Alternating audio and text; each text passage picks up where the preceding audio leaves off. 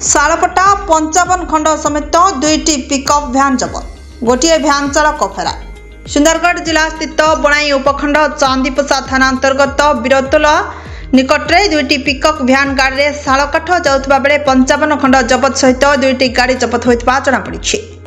Rourkela division बांकी range अंचल को 2टी पिकअप रे 55 खंड शालकाठ बोझई होई पड़ा जाउथला, जार अनुमानिक मूल्य लक्षाधिक टंकारु ऊर्ध्व हेब।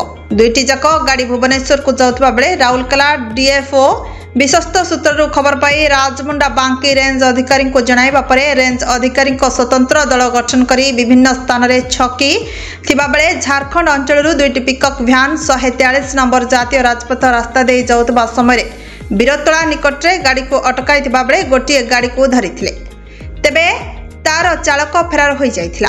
अन्य गाड़ीटी फेरार हो जाउथिबा बेले ताकू गौड़णी पोसा निकटरू धरिथिले। प्रथमे काठ ता उपरे टमाटर ट्रे रखी एही चालन हेउथिला बोली सूचना मिली। बांकी रेंज अधिकारी कहते जे एही काठ पटार आनुमानिक मूल्य 3 लाख टंका हेब। Bureau report, now Odisha news.